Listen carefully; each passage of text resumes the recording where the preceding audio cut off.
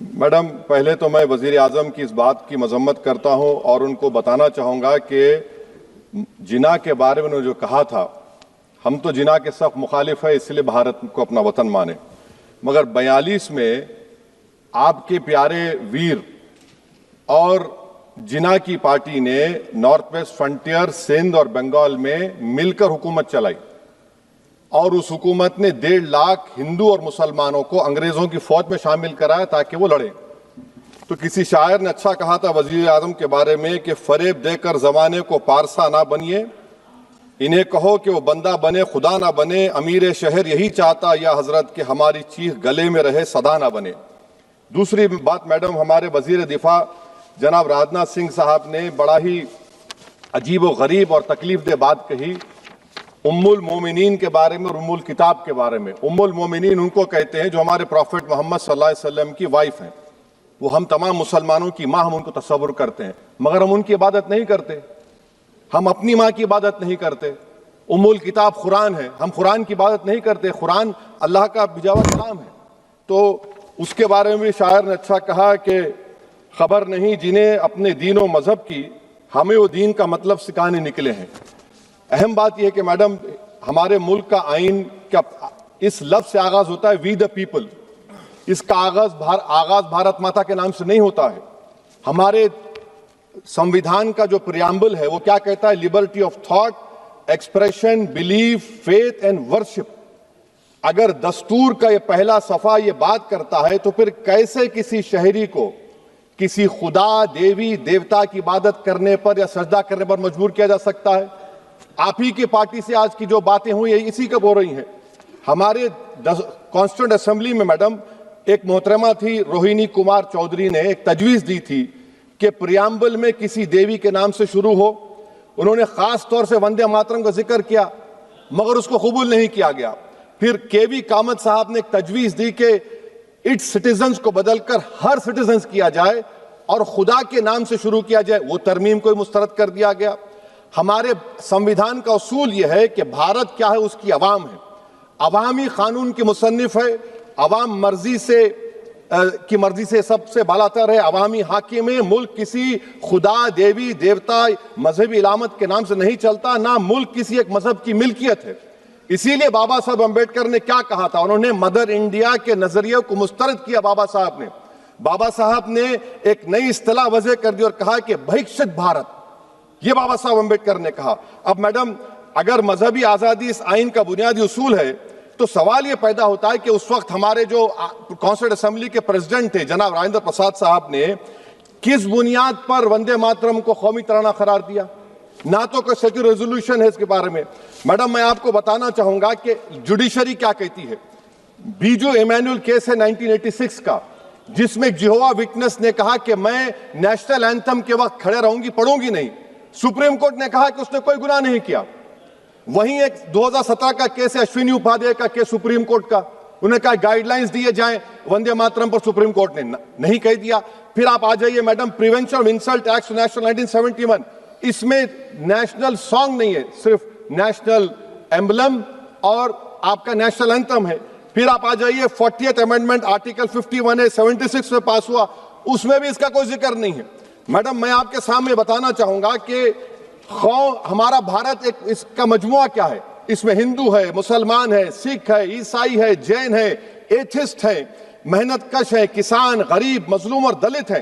मगर अगर जो तकारीर आज हमने यहां पर सुनी और बाहर जो सुनते हैं, अगर भारत को देवी कहने और उसके आगे सजदा करने, तो दरअसल कौम परस्ती को, वतन से मोहब्बत को मजहब में तब्दील कर रहे और फिर यहां पर बोल रहे कि अगर भारत में रहना है तो वंदे मातरम गाना पड़ेगा। भाई, ये तो संविधान के खिलाफ है, सुप्रीम कोर्ट के जजमेंट के खिलाफ है। अगर वंदे मातरम मैडम कौमियत का मियार है तो फिर सवाल यह है कि हजरत मोहानी की कौमियत क्या थी जिसने इनकलाब जिंदाबाद का नारा दिया? अगर यूसुफ मेहरली ने quit India, Simon go back का नारा दिया तो उसकी कौमियत क्या थी? अगर हैदराबाद से मौलवी अलाउद्दीन जो मक्का मस्जिद का पहला मुजरिम है काला पानी में, और तूरेबाज खान जो मारकर लाश को लटका दिया गया था हैदराबाद में 8 दिन तक, उसकी कौमियत क्या थी? अगर इनायतुल्लाह काफी जो जिहाद का फतवा अंग्रेजों के खिलाफ दिया मुरादाबाद में, जब उनको 2 दिन में फांसी की सजा दी गई और जब फांसी की सजा के बाद जा रहे हैं तो इनायतुल्लाह मौलाना काफी की जबान पर क्या था? वो रसूलुल्लाह हमारे प्रॉफिट की नात पढ़ रहे थे। क्या पढ़ रहे थे? कोई गुल बाकी रहेगा ना चमन रह जाएगा, पर रसूलुल्लाह का दीन हसन रह जाएगा। तो उनकी कौमियत क्या थी? माल्टा की जेल में महमूदुल हसन, हुसैन अहमद मदनी 6 महीने माल्टा की जेल की ग्राउंड में पड़े रहे। उनकी कौमियत क्या थी? अल्लामा फजल खैराबादी का वो सल काला पानी का पुकार पुकार कर इनसे पूछ रहा है, जो वहीं पर मर गए, खबर वहां पर है, बताओ मेरी कौमियत क्या थी? मैडम, मैं एक मुसलमान हूं, मैं इस्लाम को मानने वाला बावकार इंसान हूं, और मेरे मजहब की बुनियादी तालीम तौहीद है, ला इलाहा इल्लल्लाह, नहीं है कोई खुदा सिवा अल्लाह के। और कुरान में अल्लाह क्या बोल रहा? इय्याका नाबुदु इय्याका नस्तईन, तुम मेरी इबादत करो, मुझे मानो। मुझे कहां से मिल रहा? आर्टिकल 25 से मिल रहा है। मुझे कहां से मिल रहा है? Liberty of thought, expression, belief, faith and worship से मिल रहा है। तो इसको जोड़ना ये बहुत ही खतरनाक होगा। और हमारे प्रॉफिट मोहम्मद सल्लल्लाहु अलैहि वसल्लम जब मदीने को गए तो उन्होंने उस वतन के लिए दुआ की, कहा कि अल्लाह मदीने की मोहब्बत हमारे दिलों में और इजाफा कर दे, मक्के से ज्यादा कर दे।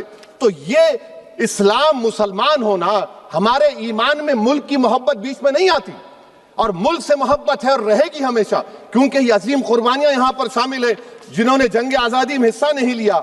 आज अगर वो वतन की मोहब्बत का दर्ज देंगे तो बड़ा गलत होगा। मैडम, मैं आपके सामने एक चीज पढ़ूंगा। 1937 रविंद्रनाथ टैगोर ने लेटर लिखा सुभाष चंद्र बोस को। मैं सिर्फ, किसी ने नहीं पढ़ा ये। क्या कहा टैगोर साहब ने? But parliament is a place of union for all religious groups and there the song can not be appropriate. When Bengali Muslims show sign of stubborn fanaticism, we regard it intolerable. When we too copy them and make unreasonable demands, it will be self-defeating. ये मैं इसको ले करूंगा madam, आप देख लीजिए। फिर दूसरी तरफ मैडम आप आ जाइए, मैं यहाँ पर बैठकर, हाँ, जितने तकारीर यहाँ पर हुए सब जनगण मन पर तनकीद किए। तो मैडम मुझे ये कहना पड़ेगा कि जनगण मन पर आप लोग इतनी तकलीफ क्यों उठा रहे हैं? आखिर इतनी तकलीफ क्यों है? तो मैं जब जाकर देखा तो मुझे 28 दिसंबर का ऑर्गेनाइजर मैगजीन का आर्टिकल मिला, जिसमें ऑर्गेनाइजर लिखता है कि what is the moral sanction behind government choice of Jana Gana Mana, except that it can be made an item of entertainment at the sumptuous parties thrown by government officials. आप बताइए, इसका बोलेंगे आप? और फिर उसके काइंड कैसा करते हैं? It will mean we can not love our motherhood. Madam please, it will mean that Vande Mataram is buried alive with the word Jan Gan Mana on the tombstone, for the tomb will also be of Jan Gan Mana of the will of the people. इस पर आप क्या बोलेंगे? Madam, मैं आपको ये बताना चाह रहा हूं कि वतन की मोहब्बत हमारे लिए बहुत अहम है, मगर ये बताइए हमको कि अभी मैडम यहाँ पर आनंद मठ के बारे में बहुत कुछ कहा गया। मैं सिर्फ 2 मिसालें आपको देता हूं। आनंद मठ के पेज नंबर 70 और 80 को पढ़ लीजिए। इसके बाद सनातन जहां मुसलमानों के घर पाते थे, इन्हें आग लगा देते थे। आप पेज नंबर 98 पढ़िए, हमें सिर्फ इन मुसलमानों को जड़ से खत्म करना है क्योंकि खुदा के दुश्मन बन चुके हैं। फिर आप पेज नंबर 115-16 दीजिए। फिर मुख्तलिफ इलाकों में मुसलमानों को सदा देने के लिए भेजे जाते, जहां भी मुसलमान आबादी नजर आती जला दिया जाता। फिर आप देख लीजिए मैडम, सफे नंबर 120 पेज 120, बंकिम लिखते हैं कि सनातियों को मालूम नहीं था कि अंग्रेज हिंदुस्तान को निजात दिलाने वाले हैं।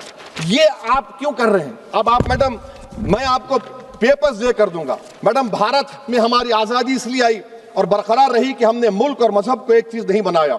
हमने ऐलान किया कि हमारी मुल्क मुख्तलिफ तबकात मज़ाहिब पर मुश्तमिल है। हमारे मुश्तरका तकदीर हमारी कौमियत का सरचश्मा है। यह खास जबान, सखावत, मजहब नहीं है। अगर वंदे मातरम का मतन कौम और मजहब को एक बना देता है, अगर हम इसे टेस्ट बनाते हैं वफादारी का, तो फिर मान लीजिए कि यह गांधी, अंबेडकर, टैगोर, बोस और लाखों आजादी के सिपाहियों की सोच को छोड़कर गोडसे की सोच की हिंदू कौमी परस्ताना, मैडम खत्म कर रहा हूं, कौमी हिंदू कौम परस्ताना को अख्तियार करेंगे। मुझे वतन से बेइंतहा मोहब्बत है मैडम, और इंशाल्लाह हमेशा रहेगी। मगर बावजूद इसके कि मेरी मस्जिद, मेरी इबादत गाह, मेरे कपड़े, मेरे कारोबार पर हमले होते, मगर मैं फिर भी कहता हूं कि वतन मेरा, हर वतन को हम छोड़कर नहीं जाएंगे। मगर हुब्बुल वतनी का क्या मुतालबा है? हुब्बुल वतनी ये कहता है कि वतन से मोहब्बत है तो जुल्म को खत्म करो, गरीबी को खत्म करो, बेरोजगारी को खत्म करो, जबर का खात्मा करो, अमन का गहवारा बनाओ, पाकिस्तान की दहशतगर्दी को खत्म करो, एक्सप्लॉयटेशन को रोको, शरारत को रोको, मुल्क के खिलाफ की जाने वाली साजिश खत्म करो। मैडम, भारत एक चमन है जहां पर हर फूल को खिलना चाहिए, और अगर कोई इस फूल के, अगर पूरे फूल खिलेंगे तो उसकी खुशबू से ये वतन मुअत्तर होगा। मगर अगर इस चमन का माली ये कहेगा कि एक ही फूल खिलेगा, तो मैं जिम्मेदारी के साथ कह रहा हूं, अगर एक ही फूल खिलेगा तो वो सहरा बन जाएगा और माली माली नहीं रहेगा, वो जल्लाद कहलाएगा। तो इसीलिए मैडम हम उम्मीद करते हैं कि हुकूमत इस पर जोर जबर ना करे। मेरा राइट है, यकीनन मैं जानता हूं कि आजादी के लड़ाई में वंदे मातरम का नारा था, मगर अगर आप इसको जबर करेंगे तो ये संविधान के खिलाफ है। वफादारी का सर्टिफिकेट हमसे मत लीजिए मैडम, खत्म कर रहा हूं। वफादारी का सर्टिफिकेट हमसे मत लीजिए।